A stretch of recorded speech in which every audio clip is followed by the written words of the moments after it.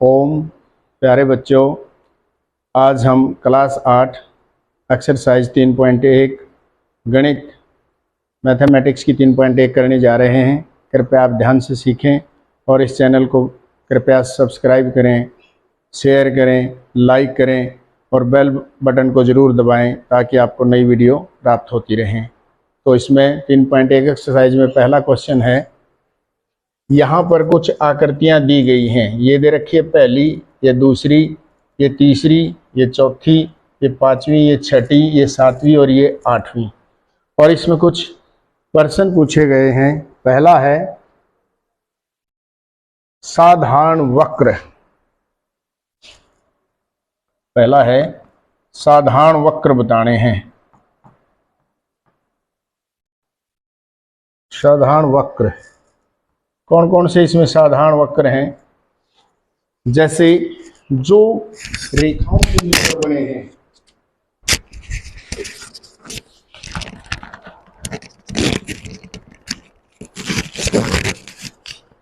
जो रेखाओं से मिलकर बने हैं वो साधारण वक्र हैं।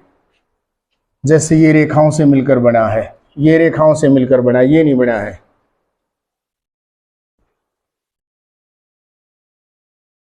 ये नहीं बना है, ये साधारण नहीं है। और ये है जो, ये भी साधारण वक्र है, क्योंकि एक सर्कल बन सकता है इससे। ये भी साधारण वक्र है, दो इसमें रेखाएं हैं और फिर हाफ सर्कल लगाए गए हैं। ये भी हैं, दो रेखाएं हैं और एक वक्र लगाया गया है। तो जो वक्र है, चाहे तो वो वक्र हो या रेखाओं से मिलकर बने हैं, वो दोनों तरह के ही साधारण वक्र होते हैं। तो साधारण वक्र में आकृतियां जोड़ जोड़ सी में लिख देते हैं। हम इसको ए लिख देंगे। ए फर्स्ट, सेकंड, फिफ्थ, सिक्स्थ और सेवंथ, ये साधारण वक्र हैं। ये तो बिल्कुल सिंपल बना हुआ है, ये भी सिंपल बना हुआ है। ये दो वक्र जोड़े गए हैं, अर्धवृत्त से थोड़े बड़े बड़े हैं। इसमें दो लाइनें हैं, सीधी रेखाएं, और ये आधा आधा सर्कल इसमें जोड़ दिया गया है। ये दो रेखाओं से बना है और ये एक वृत्त का भाग इस पे लगाया गया है। तो ये साधारण वक्र हैं। दूसरा अगर इसमें पूछा गया है वो है साधारण बंद वक्र। साधारण बंद वक्र। अब साधारण का तो हमें पता है, अब बंद भी होने चाहिए। देखो ये भी बंद है, इसमें कहीं भी कोई बीच में गैप नहीं है। तो साधारण वक्र एक तो हो गया एक। ये भी साधारण वक्र पूर्ण रूप से बंद है। अब साधारण वक्र था पांचवा, ये भी बंद है, कहीं भी इसमें बीच में गैप नहीं है। इसमें भी कहीं गैप नहीं है और इसमें भी कहीं गैप नहीं है। ये लाइन इसमें बीच में है, वैसे साधारण वक्र नहीं बन रहा ये। अब इसके बाद है बहुभुज सी। बहुभुज कौन कौन सी हैं इसके अंदर?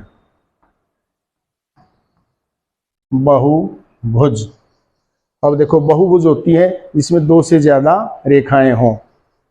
ये इसके अंदर 1 2 3 4 5 रेखाएं हैं, तो ये एक बहुभुज है। तो बहुभुज कौन कौन से हैं? एक, ये भी एक बहुभुज है, 4 रेखाएं हैं इसके अंदर। 2, ये रेखाओं का नहीं है, इस ये नहीं है, ये भी नहीं है, ये भी नहीं है, ये भी नहीं है, ये भी नहीं है, यानी बहुभुज इसमें सिर्फ 2 हैं, 1 और 2। अब है उत्तल बहुभुज। उत्तल बहुभुज। उत्तल बहुभुज देखते हैं कौन कौन सी हैं।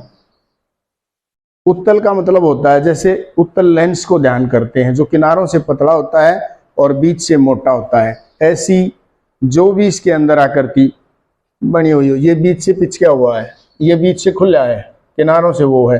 तो उत्तल बहुभुज एक तो हो गया, इसमें 2 और देखेंगे। ये नहीं है, ये नहीं है बहुभुज, ये नहीं है, ये नहीं है, ये नहीं है। तो उत्तल बहुभुज इसमें अकेला है। अब ई पार्ट है आखिरा पांचवी, अवत्तल बहुभुज।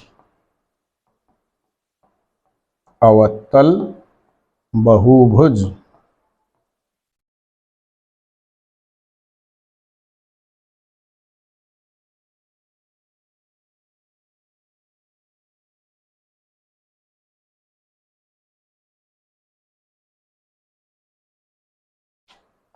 अवत्तल बहुभुज इसमें कौन सा है ये देखते हैं। अब अवत्तल उसका उल्टा है, किनारों से मोटा और बीच से पतला। ये देखो बीच से पिचका हुआ है एक जगह से, तो इसको इस आकृति को हम ले सकते हैं अवत्तल बहुभुज के अंदर। अब दूसरा, ये बीच से मोटा, ये नहीं है, ये नहीं है। इसको अगर ध्यान से देखें तो पहले मोटाई से शुरू करते हैं, फिर ये पतला कर देते हैं। बीच में ये पतला होता आता है, किनारों से ये चौड़ा है, बीच में पतला होता आता है।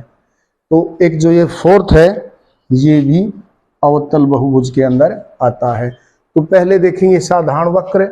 साधारण वक्र कौन कौन से हैं? ये भी साधारण है, ये भी साधारण है, ये भी साधारण है, ये भी साधारण, ये भी साधारण।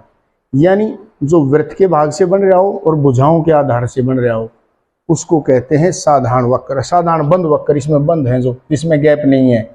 ये 5 के 5 यूं के यूं, 1 2 5 6 7, ये साधारण बंद वक्र भी हैं। बहुभुज जिसमें 2 से ज्यादा भुजाएं हो, बहुभुज ये है, ये है, ये दोनों। उत्तल जो बीच से चौड़ा है, उत्तल बहुभुज। अवत्तल बहुभुज ये बीच से पिचका है, इसमें भी ये किनारों से चौड़ा हो गया, यूं भेड़ा होता चला जाता है, मतलब ये बीच से पतला होता चला जाता है, इसलिए अवतल बहुभुज के अंदर आते हैं। अब हम दूसरा सवाल करते हैं।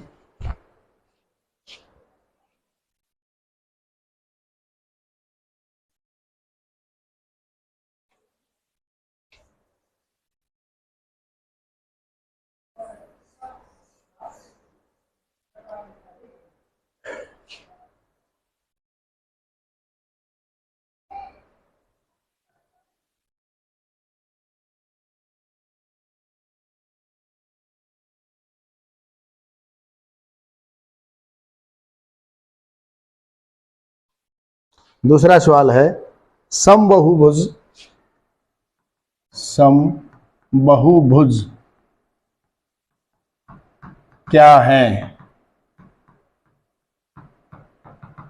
ये बताना है। समबहुभुज क्या है? एक समबहुभुज का नाम बताइए। एक समबहुभुज का नाम बताइए।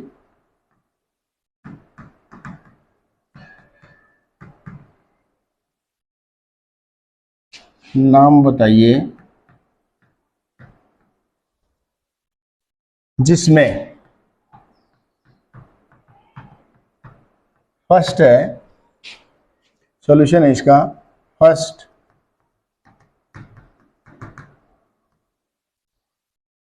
तीन भुजाएं हों, जिसके अंदर 3 भुजाएं हों। समबहुभुज, सम माने बराबर, बहु माने मतलब जिसमें ज्यादा भुजाएं हों 2 से। बहुभुज एक से ज्यादा भी बहुभुज हो जाता है, वैसे वो द्विभुज भी कह सकते हैं, लेकिन द्विभुज से कुछ बनता नहीं। तो बहुभुज में 2 से ज्यादा भुजाएं शुरू हो जाती हैं। तो 3 भुजाएं और तीनों बराबर हों, 3 भुजाएं और तीनों बराबर हों, कौन सी आकृति बनती है? 3 भुजाएं तीनों बराबर हों, तो ये त्रिभुज बनेगा। और तीनों भुजाएं बराबर हैं तो हम इसको कहेंगे समबाहु त्रिभुज। समबाहु त्रिभुज इस तरह से बताना है। तो ये समबाहु त्रिभुज हो गया। दूसरा है इसके अंदर 4 भुजाएं, 4 भुजाएं हों और चारों बराबर हों। 4 भुजाएं हैं, चारों बराबर हैं, तो उसको क्या बोलेंगे? भुजाएं हैं 4, 4 को बोलेंगे चतुर्भुज। और बराबर हैं चारों भुजाएं, 4 भुजाएं अगर बराबर हैं तो उसको बोलेंगे सम चतुर्भुज। सम माने बराबर, चतुर्भुज माने 4 भुजाओं की आकृति, सम चतुर्भुज। और इसमें तीसरा है हम लिखेंगे 6 भुजाएं हों। जब 6 भुजाएं हों, 6 भुजाएं हों अगर,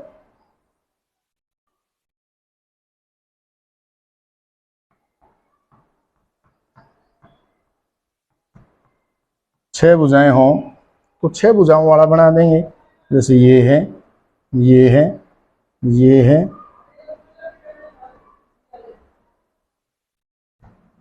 ये 6 भुजाएं हैं और 6 की 6 बराबर हों तो बराबर वाले को कहते हैं सम, और 6 भुजा को कहते हैं षठभुज। सम षठभुज। इस तरह से ये प्रश्नावली हमारी हो जाती है। दोबारा बताता हूं, समबाहुभुज क्या है? वह बहुभुज, वह बहुभुज जिसमें सभी आकृतियां, सभी भुजाएं, इसमें सभी भुजाएं समान हों, सभी भुजाएं समान हों, वह समबाहुभुज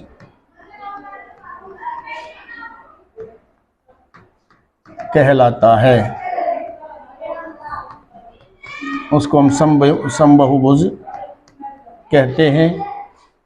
और समबाहुभुज हो गया। समबाहुभुज क्या है? वह बहुभुज जिसमें सभी भुजाएं समान हो, समबाहुभुज कहलाता है। एक समबाहुभुज का नाम बताइए जिसमें एक 3 भुजाओं वाली आकृति हो। 3 भुजाओं वाली आकृति है तो उसको कहेंगे समबाहु त्रिभुज। 4 भुजाओं वाली आकृति है समचतुर्भुज। 6 भुजाएं हों तो उसको कहेंगे सम षठभुज।